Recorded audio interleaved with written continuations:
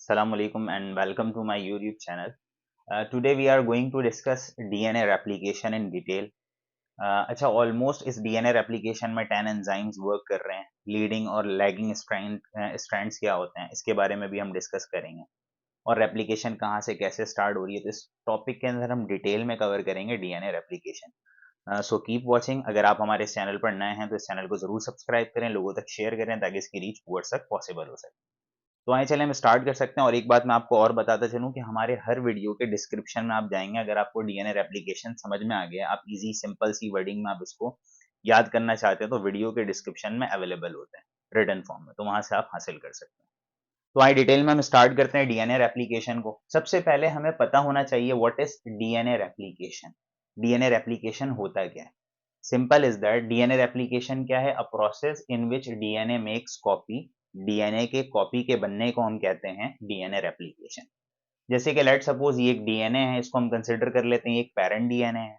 एक डीएनए की मदद से ये दो डीएनए बन गया, इन दोनों को हम क्या कहेंगे? Daughter DNA. तो इट मींस एक डीएनए से दो डीएनए बन गया, यानी कि डीएनए ने कॉपी बना ली, तो इस प्रोसेस को हम क्या कहेंगे? DNA replication. यहाँ पर तो हमें बड़ा सिंपल सा समझ में आ रहा है, लेकिन ये एक बहुत कॉम्प्लिकेटेड प्रोसेस है जिसको हम आगे स्टेप बाय स्टेप कवर करते हैं. डीएनए रेप्लिकेशन के बेसिकली 4 स्टेप्स होते हैं. एक को हम कहते हैं ओरिजिन ऑफ रेप्लिकेशन, सेकंड को हम कहते हैं elongation of new strands, third को हम कहते हैं प्राइमिंग डीएनए सिंथेसिस, और फोर्थ वन को हम कहते हैं टर्मिनेशन. तो इसको हम वन बाय वन डिटेल में कवर करेंगे. सबसे पहले what is origin of replication. Let suppose एक डीएनए है. अच्छा, अब डीएनए प्रोकैरियोट्स में भी होते हैं और यूकैरियोट्स में भी होते हैं. आपसे एमसीक्यूज भी पेपर में पूछ लेता है, तो यहाँ पर हम कवर कर लेते हैं. लेट सपोज ये जो डीएनए है ना, ये लेट सपोज यूकैरियोट्स का डीएनए. तो यूकैरियोट्स के डीएनए के बाद डीएनए के अंदर बहुत सारे जगहों पर कुछ ऐसी स्पेसिफिक पोजीशन होती है जहां से डीएनए डिवाइड हो सकता है. लेट सपोज यहाँ पर अंडरलाइन मैंने किया हुआ है. लेट सपोज डीएनए को यहाँ से मैंने अंडरलाइन किया हुआ है, तो इट मींस ये डीएनए यहाँ से रेप्लिकेट कर सकता है, डिवाइड हो सकता है. तो इसको हम क्या कहेंगे? Origin of replication. यानी डीएनए का वो साइड जहां से डीएनए रेप्लिकेट करेगा, डिवाइड होगा, तो उसको हम क्या कहेंगे? Origin of replication. अब यूकैरियोट्स में डीएनए के अंदर बहुत सारी जगहों पर ओरिजिन ऑफ रेप्लिकेशन होती है, यानी कि बहुत सारी जगहों से डीएनए डिवाइड हो सकता है, जबकि प्रोकैरियोट्स के अंदर डीएनए एक ही खास स्पेसिफिक जगह से डिवाइड हो सकता है. तो आपने ये याद रखना है कि यूकैरियोट्स के अंदर मल्टीपल्स ओरिजिन ऑफ रेप्लिकेशन होते हैं, जबकि प्रोकैरियोट्स के अंदर सिंगल ओरिजिन ऑफ रेप्लिकेशन होता है. ठीक है. अब लेट सपोज ये डीएनए है, ये यूकैरियोट्स का डीएनए. लेट सपोज ये डीएनए यहां से डिवाइड हो सकता है, यहां से. तो इसको हम क्या कहेंगे? Origin of replication. अब लेट सपोज इसी डीएनए को, ये लेट सपोज ये डीएनए है, इसकी जो ट्विस्टिंग है, ये ट्विस्ट हुआ हुआ था, घुमा हुआ था, इसकी फोल्डिंग को मैंने ओपन किया, तो ये डीएनए सीधा हो गया. अब जब डीएनए डिवाइड हो रहा होता है, यानी कि जहां से जिस ओरिजिन से डिवाइड होता है, तो वहां पर एक बबल लाइक स्ट्रक्चर बन जाता है. तो उसको हम क्या कहते हैं? रेप्लिकेशन बबल कहते हैं बेसिकली. तो लेट सपोज ये डीएनए, ये यहाँ से डिवाइड होना स्टार्ट हो रहा है, तो डीएनए की सबसे पहले फोल्डिंग ओपन होती है, डीएनए सीधा होता है और वहां पर एक बबल लाइक स्ट्रक्चर बन जाता है जिसे हम कहते हैं रेप्लिकेशन बबल कहते हैं. तो what is replication bubble? I think आपको समझ में आ गया होगा कि डीएनए जहां से डिवाइड होता है तो वहां से एक बबल लाइक स्ट्रक्चर बन जाता है जिसे हम कहते हैं रेप्लिकेशन बबल. अब हमारे ही सेल के अंदर एक एंजाइम होता है जिसको हम कहते हैं न्यूक्लियस. लेट सपोज ये डीएनए है, इस जगह से ये डिवाइड हो रहा है, तो इस जगह को हम क्या कहेंगे? Origin of replication. अब यहाँ पर बबल लाइक स्ट्रक्चर बन गया, तो इसको हम क्या कहेंगे? Replication bubble. तो सबसे पहले हमारे सेल के अंदर एक एंजाइम होता है जिसको हम कहते हैं न्यूक्लियस. फर्स्ट एंजाइम आ गया जिसको हम कहते हैं न्यूक्लियस. ये बीच में कट लगा देता है, कट लग गया. अब ये दो डीएनए क्या हो गए? अलग अलग हो गए. तो अब देखें यहाँ पर एक डीएनए को अगर आप गौर से देखें तो ये फॉर्क जैसा, कांटे जैसा बन गया. यहाँ से कांटे जैसे, जैसे आप फ्रूट खाते हैं, फॉर्क को आप पुट करते हैं तो फ्रूट पिक कर लेता है, तो बिल्कुल उसी तरह कांटे जैसा बन गया यहाँ पर. इसको हम क्या कहेंगे? Replication fork. और इसको भी हम क्या कहेंगे? रेप्लिकेशन फॉर्क कहेंगे. तो ये जो रेप्लिकेशन फॉर्क बना, ये कट की वजह से बना, और ये कट किसने लगाया? न्यूक्लियस ने लगाया, एक एंजाइम में जो कि हमारे सेल के अंदर एग्जिस्ट करता है. अच्छा, अब ऑलरेडी आप जानते हैं, लेकिन मैं फिर भी आपको बताता चलूं कि 4 तरह के न्यूक्लियोटाइड्स होते हैं डीएनए के अंदर. एक को हम कहते हैं एडेनिन, और एक को हम कहते हैं थाइमिन, एक को हम कहते हैं साइटोसिन, और एक को हम कहते हैं गवानिन. एडेनिन ए से स्टैंड करता हूं मैं, और थायमीन को टी से, लेट सपोज ए और टी के दरमियान 2 हाइड्रोजन बॉन्ड होते हैं, सी और जी के दरमियान 3 हाइड्रोजन बॉन्ड। तो जैसे ही डीएनए खुलता है, अगर हम डीएनए के स्ट्रैंड को देखें तो डीएनए के अंदर होता है क्या है, A T C ji C T A जी सी, यानी कि अलग अलग। ए और टी के दरमियान डबल हाइड्रोजन बॉन्ड होता है, टी और ए के दरमियान डबल हाइड्रोजन बॉन्ड होता है, सी और जी के दरमियान जी और सी, यानी कि सी और जी के दरमियान ट्रिपल हाइड्रोजन बॉन्ड होता है। ये वैसे ही मैंने बताया। अच्छा, अब यहां पर एक चीज जो आपको डिस्टर्ब करेगी, लेट सपोज ये डीएनए का एक किनारा मैंने बनाया हुआ 3 प्राइम और दूसरा क्या है 5 प्राइम। तो ऑपोजिट वाला बिल्कुल इसका ऑपोजिट होगा। 3 है तो उसका ऑपोजिट वाला क्या होगा 5 प्राइम, ये 5 है तो उसका ऑपोजिट वाला क्या होगा 3 प्राइम। अब ये प्राइम क्या होते हैं इसके बारे में हमें पता होना चाहिए। आई थिंक कि आपको यहां तक तो समझ में आ गया होगा कि यूकैरियोट्स के अंदर जो डीएनए डिवाइड होता है वो एक स्पेसिफिक रीजन से, उसे हम क्या कहते हैं, ओरिजिन ऑफ रेप्लिकेशन। जहां से डीएनए डिवाइड होता है तो वहां पर एक बबल लाइक स्ट्रक्चर बन जाता है जिसको हम कहते हैं रेप्लिकेशन बबल। लेट सपोज ये पूरा डीएनए था, बीच में ये यहाँ से डिवाइड होगा तो ये रेप्लिकेशन बबल कहलाएगा। हमारे सेल के अंदर एक एंजाइम होता है न्यूक्लियस, रेप्लिकेशन बबल पर वो एक कट लगाता है जिसकी वजह से फॉर्क, कांटे जैसा स्ट्रक्चर बन जाता है जिसको हम कहते हैं रेप्लिकेशन फॉर्क। सबसे पहले डीएनए की सीक्वेंस हम चेक करते हैं तो डीएनए के अंदर ए टी सी जी मौजूद होता है, ए और टी के दरमियान डबल हाइड्रोजन बॉन्ड होता है और सी और जी के दरमियान ट्रिपल हाइड्रोजन बॉन्ड। अब वन ऑफ द इम्पॉर्टेंट यहाँ पर पॉइंट है कि भाई डीएनए का लेट सपोज एक किनारा जो है 3 प्राइम से 5 प्राइम है, तो दूसरा वाला बिल्कुल उसका ऑपोजिट होगा। जहां पर 3 है तो वहां पर क्या हो जाएगा 5, और जहां पर 5 है तो वहां पर क्या हो जाएगा 3, यानी कि 5 प्राइम टू 3 प्राइम। अब सबसे पहली बात कि ये प्राइम्स होते हैं क्या, ठीक है, ये आपको पता होना चाहिए। अच्छा, अब किसी भी आप डीएनए को देखेंगे ना, उसके दो स्ट्रैंड होते हैं, एक को हम कहते हैं लीडिंग स्ट्रैंड और एक को हम कहते हैं लैगिंग स्ट्रैंड। लेट सपोज ये डीएनए था, डीएनए का ये वाला जो ऊपर वाला स्ट्रैंड है ना, इसको हम कहेंगे लीडिंग स्ट्रैंड और नीचे वाले स्ट्रैंड को हम कहेंगे लैगिंग स्ट्रैंड। अब सवाल ये भाई क्यों कहेंगे, अब जवाब यहां पर देख लेते हैं। यहां पर लिखा हुआ है मैंने leading strand. What is leading strand? Leading strand हम किसको कहते हैं, एक ऐसा एंड जो 3 प्राइम से 5 प्राइम की तरफ जा रहा हो, टूवर्ड्स दी रेप्लीकेशन फॉर, यानी कि ये कांटे की तरफ जा रहा है। कहां से जा रहा है स्ट्रैंड, 3 प्राइम से 5 प्राइम की तरफ, तो इस स्ट्रैंड को हम क्या कहेंगे, लीडिंग स्ट्रैंड कहेंगे।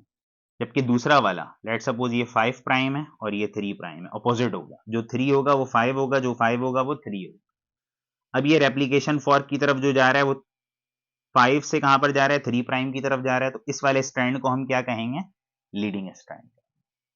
तो इट मींस हमें समझ में क्या आ रहा है, समझ में आ रहा है कि डीएनए के दो स्ट्रैंड होते हैं। अगर वो स्ट्रैंड जो 3 प्राइम से 5 प्राइम की तरफ जा रहा हो टुवर्ड्स दी रेप्लिकेशन फॉर्क, तो उसको हम कहते हैं लीडिंग स्ट्रैंड। एक ऐसा स्ट्रैंड जो 5 प्राइम से 3 प्राइम की तरफ जा रहा हो टुवर्ड्स दी रेप्लिकेशन फॉर्क, तो उसको हम क्या कहेंगे, लैगिंग स्ट्रैंड। आपको और क्लियर हो जाएगा। अच्छा, अब ये 3 प्राइम और 5 प्राइम का कॉन्सेप्ट क्या है, लेट सपोज ये अभी भी हमें समझ में नहीं आया, तो इसको समझने के लिए आपको थोड़ा बेसिक समझना होगा जो कि आप ऑलरेडी शायद जानते होंगे। लेट सपोज अगर हम डीएनए के स्ट्रक्चर की बात करते हैं तो डीएनए न्यूक्लियोटाइड से मिलकर बनते हैं। लेट सपोज ये एक न्यूक्लियोटाइड है, एक न्यूक्लियोटाइड के अंदर नाइट्रोजन बेस होता है, पेंटोज शुगर होता है और फॉस्फेट ग्रुप होता है। लेट सपोज शुगर है, 5 कार्बन होते हैं इसमें, 1 2 3 4 और ये 5 कार्बन। एक एंड पर क्या जुड़ा हुआ है, नाइट्रोजन बेस। थर्ड कार्बन पर यहाँ पर क्या जुड़ा हुआ है, फॉस्फेट ग्रुप। अब लेट सपोज उसके नीचे दूसरा न्यूक्लियोटाइड है, यहाँ पर भी कितने कार्बन है इसमें, ग्लूकोज के अंदर 5 कार्बन, 1 2 3 4 5, और यहाँ पर नाइट्रोजन बेस जुड़ा हुआ है। अब आप यहाँ पर देखें, इस वाले न्यूक्लियोटाइड का ये 5वां कार्बन फ्री है, थर्ड कार्बन से फॉस्फेट जुड़ा हुआ है, फिर दूसरे न्यूक्लियोटाइड के 5वें कार्बन से जुड़ा हुआ है। अब यहाँ पर कौन सा फ्री है, थर्ड फ्री। तो ये वाला जो किनारा है इसको हम 5 प्राइम कहेंगे क्योंकि 5वां कार्बन फ्री है, और ये वाला किनारा क्या कहलाएगा, 3 प्राइम कहलाएगा क्योंकि थर्ड वाला कार्बन क्या है, फ्री है।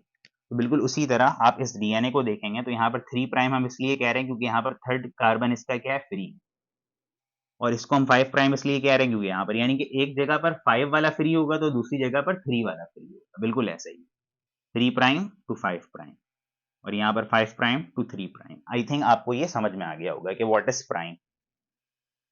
अच्छा, अब लीडिंग स्ट्रैंड और लैगिंग स्ट्रैंड के बारे में आपको समझ में आ गया कि भाई लीडिंग स्ट्रैंड हम किसको कहते हैं, 3 प्राइम टू 5 प्राइम अगर हो रेप्लिकेशन फॉर्क की तरफ तो उसको हम कहते हैं leading strand, 5 prime to 3 prime की तरफ हो तो उसको हम क्या कहेंगे, लैगिंग स्ट्रैंड। अच्छा, इससे रिलेटेड और भी बहुत सारी चीजें, लेकिन यहाँ पर बताने से पहले पहले हम मेन डायग्राम को देख लेते हैं, फिर ये आपको इजीली समझ में आ जाएगा कि लीडिंग और लैगिंग स्ट्रैंड होता है। अब लेट सपोज हम इस डीएनए को उठाते हैं और जूम इन करके जरा बड़ा करके देखते हैं कि आखिर ये कैसे डिवाइड होता है, किस तरह डीएनए रेप्लिकेशन हो रही है। लेट सपोज ये एक सेल है, सेल का न्यूक्लियस है, न्यूक्लियस के अंदर से हमने क्या निकाल लिया, क्रोमोजोम, और क्रोमोजोम के अंदर लिपटे हुए होते हैं ये डीएनए, डीएनए हमने निकाल लिया। ये डीएनए को बड़ा करके हम देख रहे हैं। अब डीएनए के अंदर डिफरेंट एंजाइम्स काम कर रहे होते हैं ड्यूरिंग डीएनए रेप्लिकेशन।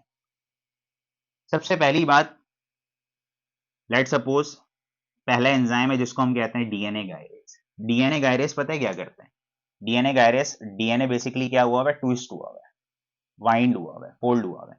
इसकी फोल्डिंग को ओपन करता है। ओपन करने के बाद ये डीएनए सीधा हो गया।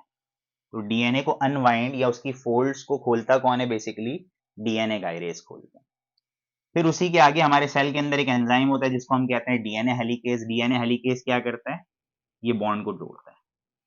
न्यूक्लियोटाइड्स के दरमियान जो बॉन्ड है वो बॉन्ड तोड़ता है ताकि डीएनए के दोनों स्ट्रैंड्स अलग अलग हो जाएं, अलहदा हो जाएं, और ये बबल या रेप्लिकेशन फॉर्क बना। तो इट मीन सबसे पहले दो एंजाइम को आप याद रखिएगा। डीएनए गायरेज क्या कर रहा है? जो डीएनए ट्विस्ट हुआ हुआ है, वाइंड हुआ हुआ है, उसकी वाइंडिंग को खोलता है, सीधा करता है। अब ये डीएनए सीधा हो गया। डीएनए हेलिकेज क्या करेगा? हाइड्रोजन बॉन्ड को तोड़कर डीएनए के दोनों स्ट्रैंड्स को अलग अलग अलग। अब ये एक ऊपर की तरफ आ गया और एक नीचे की तरफ, फॉर्क लाइक स्ट्रक्चर बन गया, तो इसको हम क्या कहेंगे? रेप्लिकेशन फॉर्क कहेंगे बेसिकली।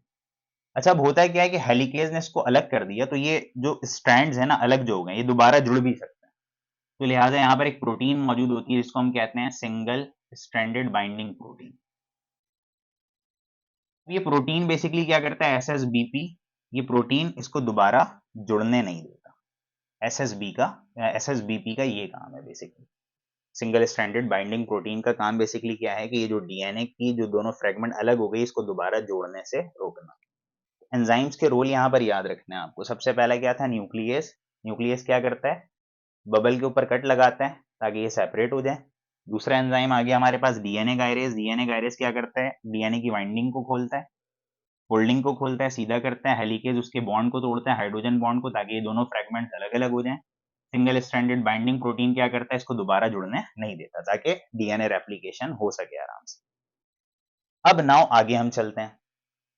लेट सपोज ये डीएनए का ऊपर वाला जो किनारा है 3 प्राइम है, और ये टुवर्ड्स दी रेप्लिकेशन फॉर्क आ रहा है 5 प्राइम पर एंड हो रहा है। तो इस स्ट्रैंड को हम क्या कहेंगे? Leading strand.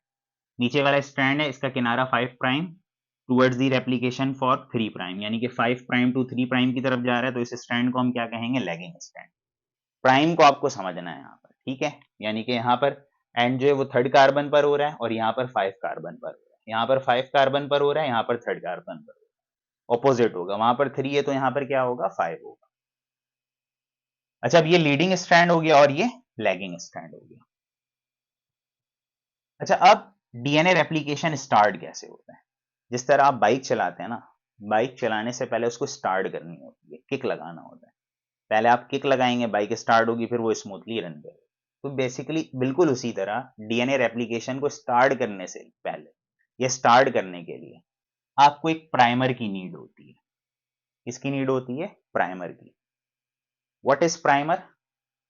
एक शॉर्ट छोटा सा आरएनए का पीस होता है जिसके अंदर 10 न्यूक्लियोटाइड्स होते हैं। कितने न्यूक्लियोटाइड्स होते हैं? 10। यहां पर देखें, काउंट करके आप, मैंने बनाया हुआ भी 1 2 3 4 5 6 7 8 9 10। यहां से लेकर यहां तक ये जो स्ट्रक्चर है ना, इसको हम क्या कहेंगे? प्राइमर। और ये जो छोटा सा टुकड़ा है ना प्राइमर का, ये आरएनए होता है बेसिकली, जिसके अंदर ऑलमोस्ट कितने न्यूक्लियोटाइड्स होते हैं? 10 न्यूक्लियोटाइड्स।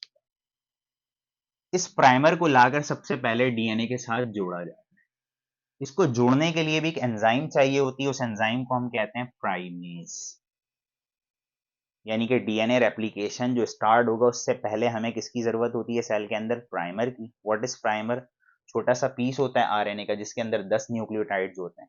ये प्राइमर आकर पहले स्टार्ट में जुड़ता है, और इसको जोड़ने का काम किसका है? प्राइमेज का। जब ये जुड़ेगा तो डीएनए की रेप्लिकेशन होगी, वरना तो नहीं। ठीक हो गया? अब जैसे ही यहां पर प्राइमर आकर जुड़ता है तो हमारे सेल के अंदर एक एंजाइम होता है जिसको मैंने यहां पर बड़ा करके बनाया हुआ है। इसको हम कहते हैं डीएनए पॉलीमरेज 3। अब ये डीएनए पॉलीमरेज 3 यहां पर जुड़ जाता है, अलाइन हो जाता है, और ये वाला जो हिस्सा है ना यहां पर आहिस्ता आहिस्ता न्यूक्लियोटाइड्स को जोड़ता रहता है और डीएनए पूरा एक तरतीब से बनता रहता है। लेकिन डीएनए पॉलीमरेज 3 को काम करने के लिए लाजमी है कि यहाँ पर कौन जुड़ा हो, प्राइमर जुड़ा हो। अगर प्राइमर नहीं जुड़ेगा तो डीएनए पॉलीमरेज अपना काम नहीं करेगा। जैसे ही प्राइमर जुड़ जाएगा तो डीएनए पॉलीमरेज ये आगे मूव करता रहेगा और न्यूक्लियोटाइड्स को जोड़ता रहेगा, नए डीएनए के मॉलिक्यूल को बनाता रहेगा। ठीक हो गया। अच्छा, लीडिंग स्ट्रैंड में आप देख रहे हैं बहुत सिंपल था, प्राइमर जुड़ा, डीएनए पॉलीमरेज आगे मूव करता जा रहा है और न्यूक्लियोटाइड्स को जोड़ता जा रहा है। जबकि डीएनए हेलिकेज डीएनए की बॉन्ड को तोड़ता जा रहा है, हाइड्रोजन बॉन्ड को, ताकि ये खुलता रहे और डीएनए की सिंथेसिस होती है। तो आप देख रहे हैं कि लीडिंग स्ट्रैंड में जो डीएनए की फॉर्मेशन है वो कंटिन्यूअस फॉर्म हो रही है। ठीक है, और प्राइमर कितना चाहिए हमें, एक ही प्राइमर आकर जुड़ रहा है और डीएनए की रेप्लिकेशन स्टार्ट हो जाती है। तो यहाँ पर मैंने लिख रखा है कि डीएनए, अगर हम लीडिंग स्ट्रैंड की बात करते हैं तो कंटिन्यूअस रेप्लिकेशन हो रही है, कहीं पे भी नहीं रुक रहा, बस प्राइमर जैसे ही जुड़ा रेप्लिकेशन कंटिन्यू चल रही है। अब यहाँ पर नीड सिंगल प्राइमर, सिर्फ एक प्राइमर की नीड होती है। अब हम आते हैं नेक्स्ट की तरफ। अब नीचे वाले फ्रेगमेंट को देखें, तो ये वाला किनारा कितने का है, 5 प्राइम है, और ये वाला किनारा किसका है, 3 प्राइम का। हमेशा ये याद रखिएगा कि जो डीएनए पॉलीमरेज 3 है वो जो डीएनए की फॉर्मेशन करता है वो 3 प्राइम से 5 प्राइम की तरफ करता है हमेशा। यहां पर देखें 3 प्राइम से 5 प्राइम की तरफ कर रहा था, तो अब ये यहां पर क्या होगा, 3 प्राइम से डीएनए पॉलीमरेज 3 आगे की तरफ डीएनए की फॉर्मेशन करेगा। जैसे एक बंदा है राइट हैंडेड बैट्समैन है तो वो राइट बैटिंग कर सकता है, लेफ्ट नहीं कर सकता। तो बिल्कुल उसी तरह के डीएनए पॉलीमरेज 3 है, ये 3 एंड से 5 एंड की तरफ ही मूव करता है। तो यहां पर अब देखें 3 एंड ये रहा, 5 एंड ये रहा, तो ये ऐसे मूव करेगा। तो यहां पर लेट सपोज डीएनए पॉलीमरेज 3 है, ये भी डीएनए पॉलीमरेज 3 को काम करने के लिए जरूरी है उससे पहले कौन जुड़े, प्राइमर जुड़े। लेट सपोज ये रहा प्राइमर। प्राइमर के बारे में हमने डिस्कस कर लिया कि प्राइमर क्या है, शॉर्ट पीस ऑफ आरएनए है। ये यहाँ पर आकर जुड़ गया, इसको जोड़ता कौन है, ये राउंड सा मैंने एक एंजाइम बनाया हुआ है जिसको हम क्या कहते हैं, प्राइमेज। ये प्राइमर जुड़ा, अब उसके आगे डीएनए पॉलीमरेज 3 लगेगा, डीएनए की फॉर्मेशन करता है। अच्छा, अब यहाँ पर देख रहे हैं कि यहाँ पर डीएनए की फॉर्मेशन ये हो रही है। अब लेट सपोज डीएनए हेलिकेज ने डीएनए को और खोल दिया, तो अब यहाँ पर और जगह बन गई, तो डीएनए पॉलीमरेज 3 यहाँ पर तो एक डीएनए बना रहा था, अब यहाँ पर भी बनाने लगेगा, इस तरह आगे भी बनाने लगेगा, यानी कि छोटे छोटे फ्रेगमेंट्स की सूरत में बनाएगा। जैसे जैसे डीएनए खुलता रहेगा, अब मिसाल के तौर पर पहले डीएनए थोड़ा सा खुला था तो डीएनए पॉलीमरेज 3 यहाँ तक बनाया, अब वो और खुल गया तो अब ये इसको कौन फिल करेगा, इसको भी डीएनए पॉलीमरेज 3 फिल करेगा। तो यहाँ पर आप देख रहे हैं ये जो लैगिंग स्ट्रैंड है यहाँ पर फ्रेगमेंट्स की सूरत में डीएनए बन रहे, इस फ्रेगमेंट को हम कहते हैं बेसिकली ओकाजाकी फ्रेगमेंट। कहते हैं ओकाजाकी बेसिकली साइंटिस्ट का नाम था, उसने इसको एक्सप्लेन किया था तो अपने नाम से इसका नाम रखा ओकाजाकी फ्रेगमेंट, यानी कि लैगिंग स्ट्रैंड में जो डीएनए की सिंथेसिस होती है वो फ्रेगमेंट्स की सूरत में।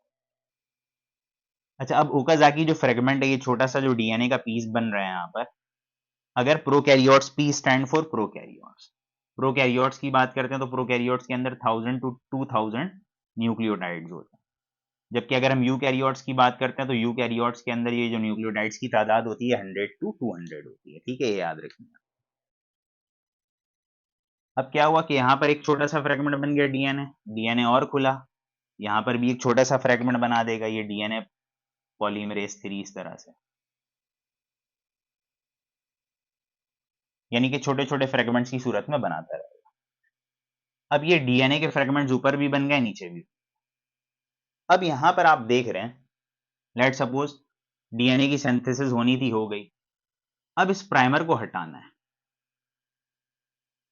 प्राइमर को हटाने के लिए हमें एक एंजाइम चाहिए होता है, उस एंजाइम को हम कहते हैं एक्सोन्यूक्लियेज। ये एक्सोन्यूक्लियेज क्या करता है,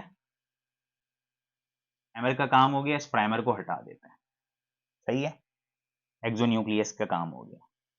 अब क्या है, डीएनए पॉलीमरेज 1, एक और एक एंजाइम होता है जिसको हम कहते हैं डीएनए पॉलीमरेज 1। डीएनए पॉलीमरेज 1 क्या करता है, जब जैसे ही प्राइमर हटता है तो प्राइमर की जगह बच गई ना, अब उसको भी तो फिल करना है, तो यहां पर लाकर न्यूक्लियोटाइड्स को कौन जोड़ता है, डीएनए पॉलीमरेज 1। तो इसके बारे में मैंने लिखा हुआ है कि replace RNA primer, RNA primer को हटाता है, हट गया, और उसको रिप्लेस कर देता है बाय डीएनए न्यूक्लियोटाइड्स। तो यहाँ पर दो एंजाइम्स आ गए, एक्सोन्यूक्लियस प्राइमर को हटा दिया, डीएनए पॉलीमरेज 1 उसकी जगह जो खाली हुई थी वहां पर लाकर न्यूक्लियोटाइड्स को जोड़ दिया ताकि डीएनए पूरा कंप्लीट हो।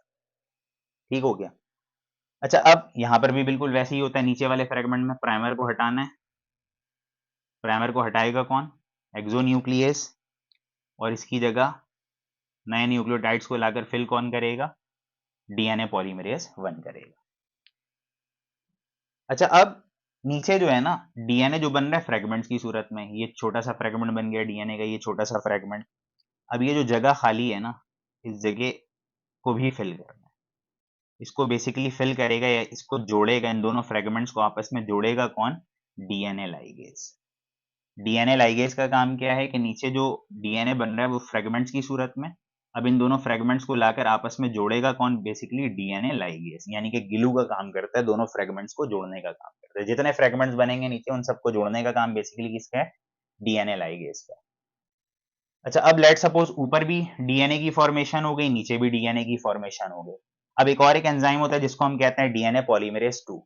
अब वो एक चक्कर लगाता है, हर एक चीज को चेक करता है कि यहाँ पर अरेंजमेंट सही है, नीचे अरेंजमेंट सही है, कहीं पर भी कोई गड़बड़ होती है या कोई गलती से गलत न्यूक्लियोटाइड लगा हुआ होता है, तो डीएनए पॉलीमरेज 2 क्या करता है, प्रूफ रीडिंग करता है, चीजों को चेक करता है, जहां पर गलती है या गड़बड़ मौजूद है उसको ठीक कर देता है। ये काम किसका है, डीएनए पॉलीमरेज 2 का।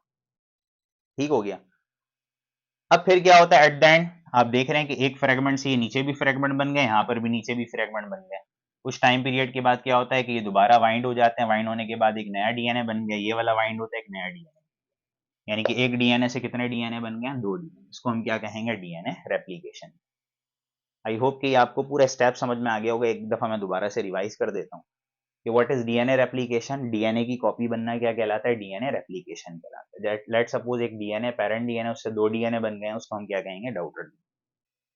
अब स्टेप्स, चार स्टेप्स हैं, origin of replication, elongation of new strands, priming, DNA synthesis और टर्मिनेशन। अब ओरिजिन ऑफ रेप्लिकेशन में क्या होता है, एक डीएनए डीएनए एक खास जगह से डिवाइड होता है, उसको हम कहते हैं ओरिजिन ऑफ रेप्लिकेशन। यूकैरियोट्स के अंदर बहुत सारी जगहें होती हैं ऐसी, जबकि प्रोकैरियोट्स के डीएनए के अंदर एक ही जगह होती है जहां से वो डिवाइड हो सकते हैं। लेट सपोज ये डीएनए है, यहाँ से डिवाइड होने स्टार्ट हो रहा है, तो पहले बबल लाइक स्ट्रक्चर बनता है, उसको हम कहते हैं रेप्लिकेशन बबल। अब हमारे सेल के अंदर एक एंजाइम होता है न्यूक्लियस, इस बबल पे कट लगाता है, कट लगाने के बाद क्या करता है, कट लगाने की वजह से यहाँ पर एक फॉर्क लाइक स्ट्रक्चर बन गया, उसको हम क्या कहते हैं, रेप्लिकेशन फॉर्क। अच्छा, अब डीएनए का जो एक स्ट्रैंड है ना, एक स्ट्रैंड को हम कहते हैं लीडिंग स्ट्रैंड और दूसरे स्ट्रैंड को हम कहते हैं लैगिंग स्ट्रैंड। अगर 3 प्राइम टू 5 प्राइम हो, यानी कि 3rd प्राइम से 5 प्राइम रेप्लिकेशन फॉर्क की तरफ आपको मूव करना है, तो 3 to 5 मूव कर रहे हैं तो ये कहलाएगा लीडिंग स्ट्रैंड, 5 to 3 मूव कर रहे हैं तो ये कहलाएगा लैगिंग स्ट्रैंड। ठीक है। अब लेट सपोज इस स्ट्रक्चर को हम निकालते हैं, डिटेल में जूम इन करके देखते हैं। लेट सपोज ये न्यूक्लियस है, न्यूक्लियस से हमने क्रोमोसोम निकाला, क्रोमोसोम के अंदर से हमने डीएनए निकाला। अब डीएनए, डीएनए के वाइंड को खोलना है, फोल्ड को खोलना है, उसको खोलता कौन है, डीएनए का एरेज। फिर उसी के आगे एक एंजाइम होता है डीएनए हेलिकेज, उसके बॉन्ड को तोड़कर उन दोनों फ्रेगमेंट्स को क्या कर देता है, अलग कर देता है। यानी कि डीएनए हेलिकेज फ्रेगमेंट्स को अलग करता है, डीएनए का एरेज उसकी वाइंडिंग को खोलता है। अब ये दोबारा जुड़ सकते हैं, तो लिहाजा एक प्रोटीन ऊपर लगी हुई होती है, सिंगल स्ट्रैंडेड बाइंडिंग प्रोटीन, ये दोबारा इनको जुड़ने नहीं। अब डीएनए को रेप्लिकेट करने के लिए, काम करने के लिए सबसे पहले यहाँ पर प्राइमर जोड़ना होता है। प्राइमर क्या है, शॉर्ट पीस होता है आरएनए का जिसके अंदर 10 न्यूक्लियोटाइड्स होते हैं। प्राइमर यहाँ पर जुड़ता है by the help of primase, फिर ये डीएनए पॉलीमरेज मूव करता रहता है, न्यूक्लियोटाइड्स को आपस में जोड़ता रहता है। अब नीचे वाले फ्रेगमेंट में क्या होता है कि डीएनए पॉलीमरेज 3, ये याद रखिएगा हमेशा, जो काम करता है वो 3 के डायरेक्शन से 5 की तरफ मूव करता है। अब यहाँ पर 3 to 5 इस तरफ है, यानी कि अब ये इस डायरेक्शन में मूव करेगा। अब लेट सपोज यहाँ पर डीएनए पॉलीमरेज 3 लग गया, यहाँ पर एक फ्रेगमेंट बन गया, अब ये डीएनए आगे और खुल गया, तो अब ये लेट सपोज यहाँ तक बना था, अब दोबारा डीएनए पॉलीमरेज 3 को पीछे आना पड़ता है, तो यहाँ पर फ्रेगमेंट्स की सूरत में डीएनए बन रहे होते हैं, उसको हम क्या कहते हैं, Okazaki fragment. Okazaki fragment prokaryotes के अंदर, उसके अंदर 1000 to 2000 न्यूक्लियोटाइड्स होते हैं, यूकैरियोट्स के अंदर ये जो फ्रेगमेंट्स है उसके अंदर 100 to 200 न्यूक्लियोटाइड। यहाँ पर भी प्राइमर लगेगा, प्राइमर के आगे पॉलीमरेज 3 लगेगा, वो काम करता है। ठीक है। अब ये जो प्राइमर है, इस प्राइमर को हटाना है। को हटाने के लिए एक एंजाइम चाहिए होता है, एक्सोन्यूक्लियस, जो कि हमारे सेल में होता है, उस प्राइमर को हटा देता है। फिर उसके बाद एक और एक एंजाइम होता है जिसको हम कहते हैं डीएनए पॉलीमरेज 1। डीएनए पॉलीमरेज 1 क्या करता है, वो जो जगह खाली हुई है वहां पर दोबारा न्यूक्लियोटाइड्स को लगा देता है ताकि प्राइमर की जगह क्या हो जाए, फिल। अब नीचे क्या है, फ्रेगमेंट्स है छोटे छोटे, इन दोनों फ्रेगमेंट्स को जोड़ने के लिए भी एक एंजाइम चाहिए होता है जिसको हम कहते हैं डीएनए लाइगेज। ग्लू का काम करता है, दोनों दोनों फ्रेगमेंट्स को जुड़ जाता है ताकि ये कंटिन्यूअस हो। ठीक हो गया। अच्छा, अब जब ऊपर डीएनए के स्ट्रैंड बन गए, नीचे बन गया, तो यहाँ पर एक और एक एंजाइम काम करता है जिसको हम कहते हैं डीएनए पॉलीमरेज 2। प्रूफ रीडिंग करता है कि कहीं पर कोई भी गड़बड़ है तो उस जगह को बैलेंस कर देना, यानी कि सही कर देना। न्यूक्लियोटाइड्स कहीं पर गलती से गलत लगे हुए हैं तो उसको जोड़। अब डीएनए रेडी हो गया तो फिर ये दोबारा वाइंड होकर एक नए डीएनए में कन्वर्ट हो गया, नीचे वाला एक नए, तो 2 डीएनए बन गए। इसी को हम क्या कहते हैं, डीएनए रेप्लिकेशन। आई होप कि लेक्चर आपको पूरा क्लियर कट समझ में आया होगा। तो नेक्स्ट लेक्चर तक के लिए इजाजत दें, अपना बड़ा ख्याल रखिएगा। अल्लाह हाफ़िज़। आया समझ में?